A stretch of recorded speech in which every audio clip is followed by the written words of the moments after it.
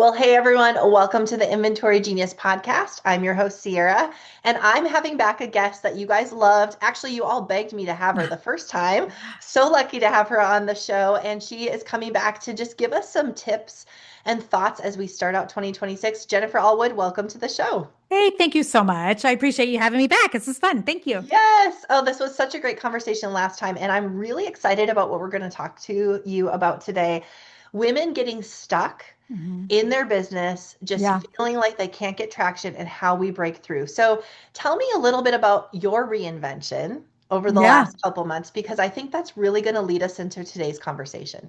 Yeah, well, getting stuck, sometimes I think that's a story that we sometimes can tell ourselves when we just don't know what to do next, because it is a good way to stall, right? So sometimes I think we can come to like a crossroads in our career where we maybe feel like we need to make a shift or a pivot, or we sense that there's one coming. We maybe don't know what to do. Maybe we don't want to make the shift or pivot. So it's easier to just kind of say I'm stuck versus to Yeah. make a choice. So I do think that that happens. I think we women are really good at telling ourselves stories. At least I know that I am, Yeah. about being stuck or what have you.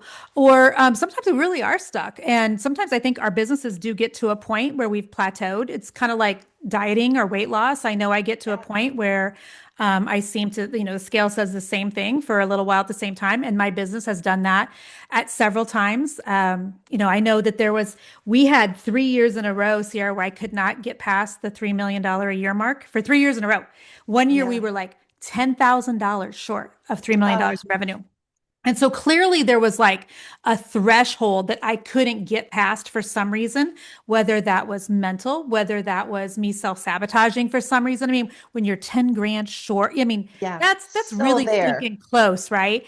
And Yeah. so I do think that there are plateaus that our businesses get to, whether we do something to prevent them from going over, or there's some sort of a roadblock, like we hit up against something. I do think there are some thresholds that we just sometimes we can't get past, mental hurdles, certain points, et cetera, et cetera. And so I do think that we can get stuck. And sometimes I think that's how God gets us to a point where we shift or pivot. And sometimes I Yeah. think that's how we get to a point where we can get frustrated enough that we'll just want to do it on our own. But I know for me in the last year, I've decided to shift basically. Well, there was a couple of reasons. Number one, about 2 years ago, well, not about, it was 2 years ago, I was sitting in church one Sunday and just really sensed that our market, my industry, my niche was really shifting, and that I Mm. needed to kind of shift with it.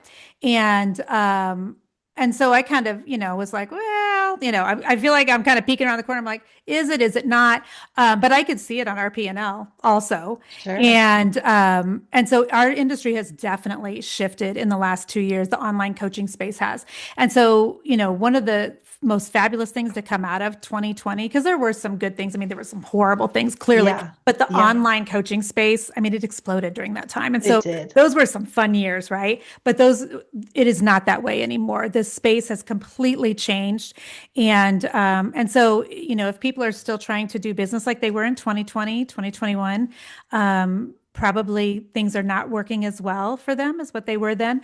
And so I could see the industry changing. And I myself am not the same person that I was 4 or 5 years ago. I was ready for a change. And I feel like my clients are ready for a change. So I really decided to simplify our business, to really streamline some things, to really get rid of a lot of the excess and the fluff. As I get older, I want to work less. I want to work smarter and not harder. I want to work less hours. And so, yeah, we've really just tried to simplify the business a whole lot. And so, everything had kind of plateaued. I wanted to kind of pull back from some things. So we made some shifts.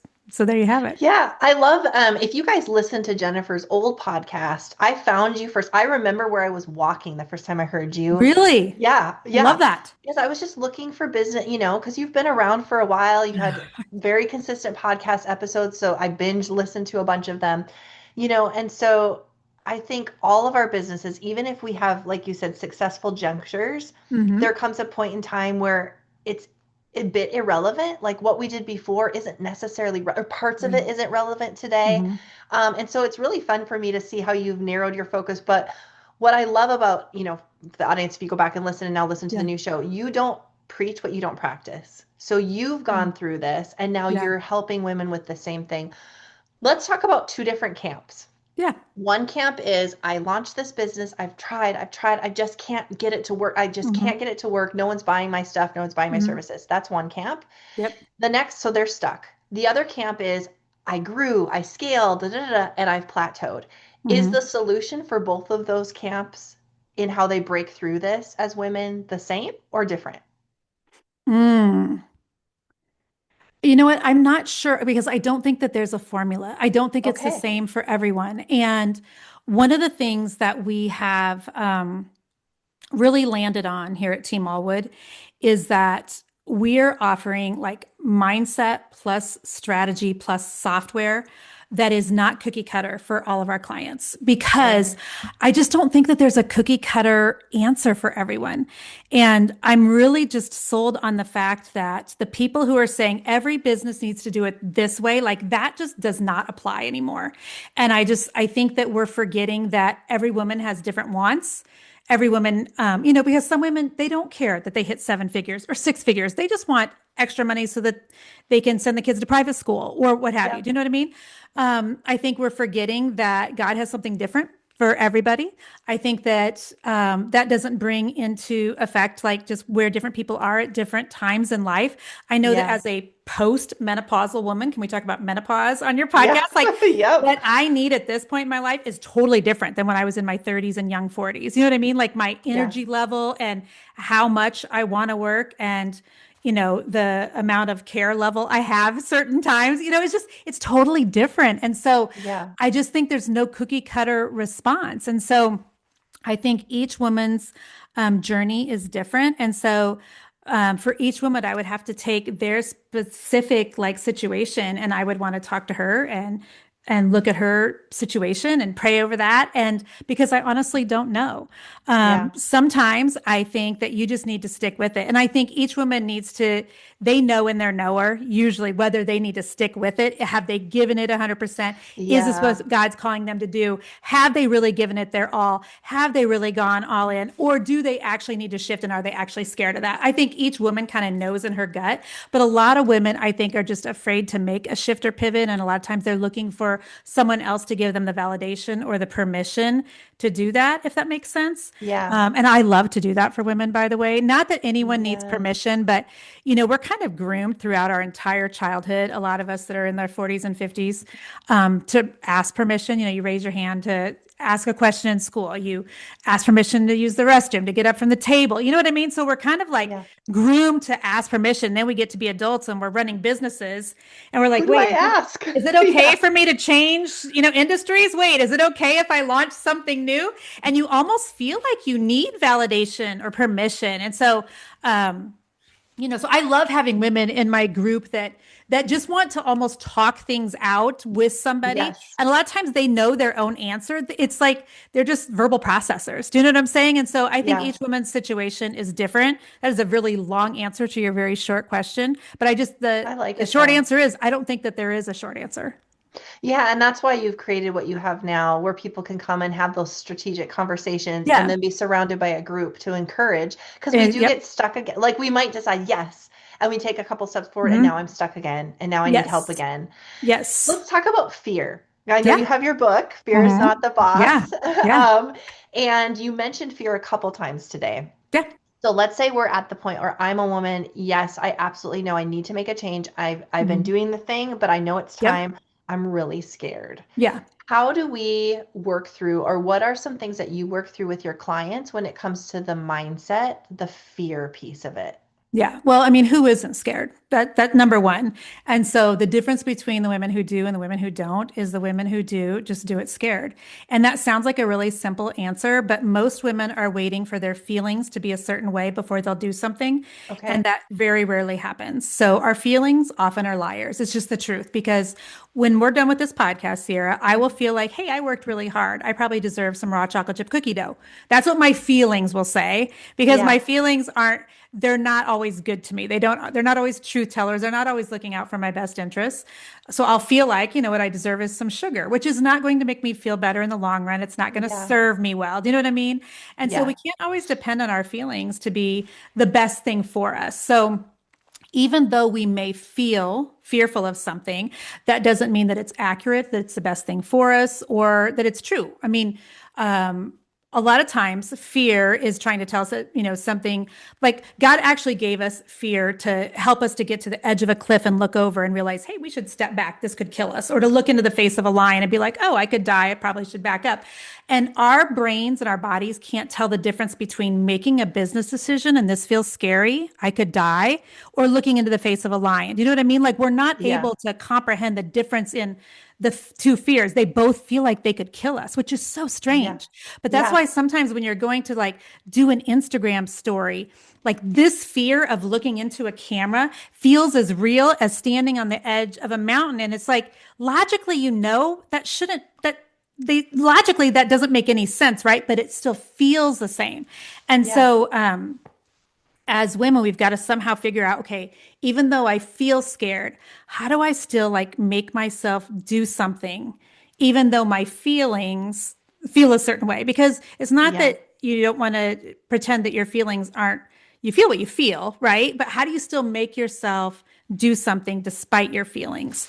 Yeah. And so if you can figure that out, that's like the key to a whole lot of different things, to a whole lot of different areas in your life, not just business.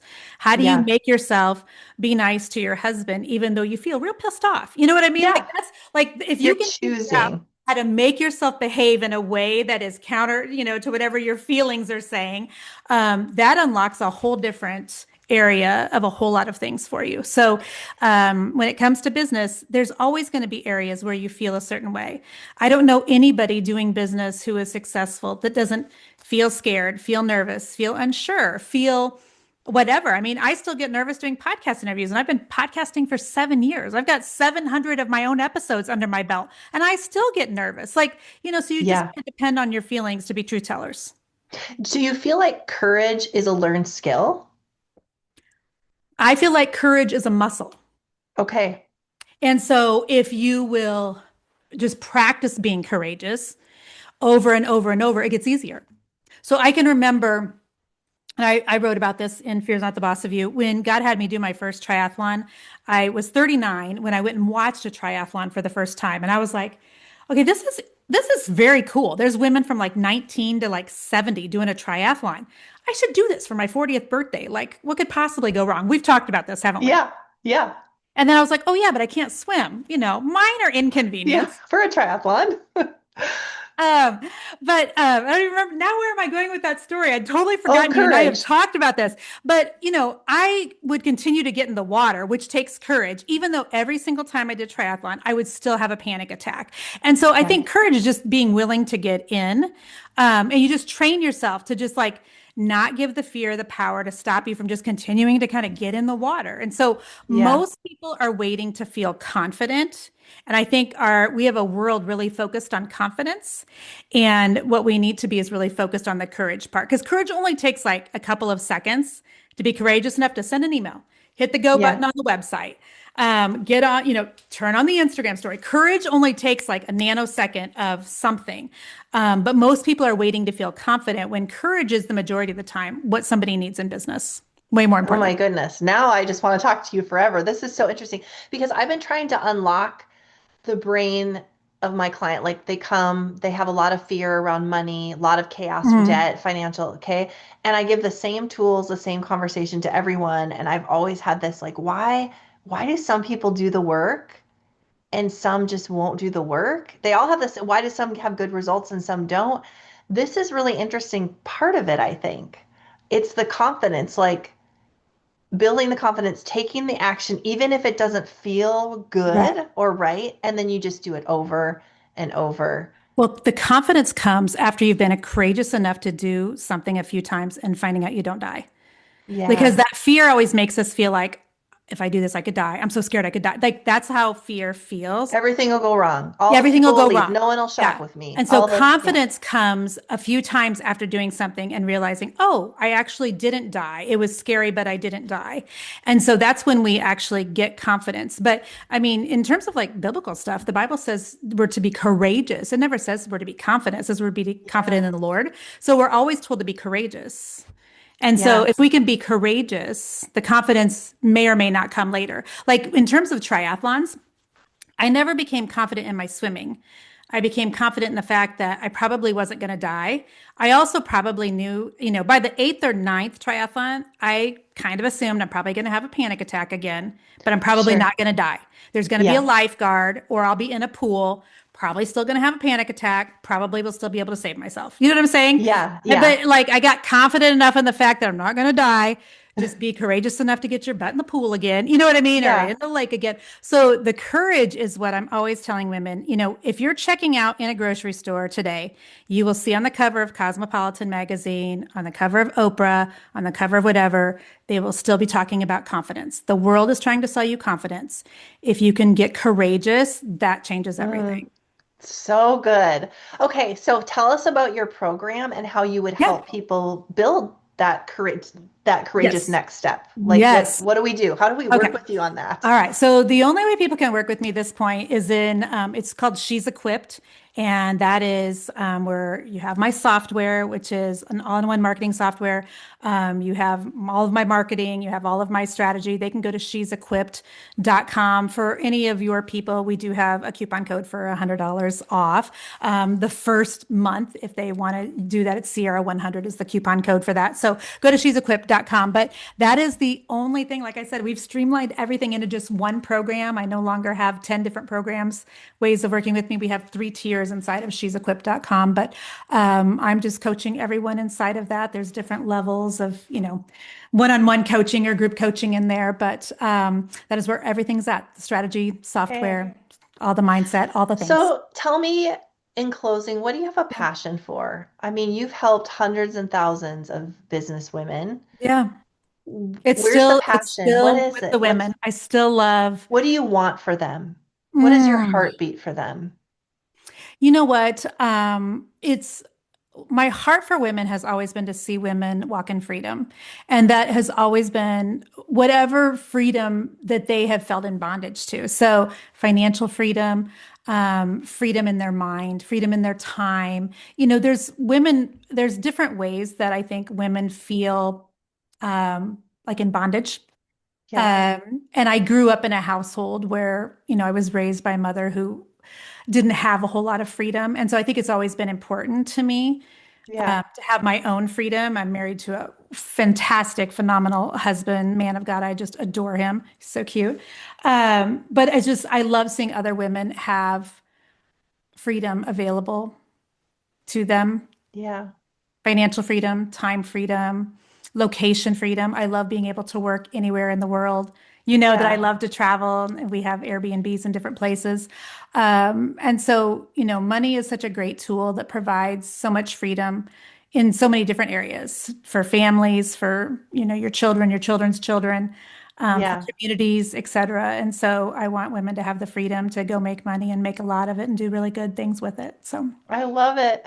Well, I'll put all your links in the show notes. thank Thank you you so so much much. for joining me today. This was Yeah, such thank a you good so much for conversation. having me. I appreciate it. Yes. Thank you, Okay, friend. everybody check out Jennifer's website. We'll put it all in the show notes and use that discount code too so that you can try her program and get a little bit of a discount. It's always nice to save a little money. We love that. Thank you so much for tuning in, everyone. If you can think of one other person that would benefit for this episode, I would love if you would share it. Thanks so much, and we'll see you next week. Bye for now.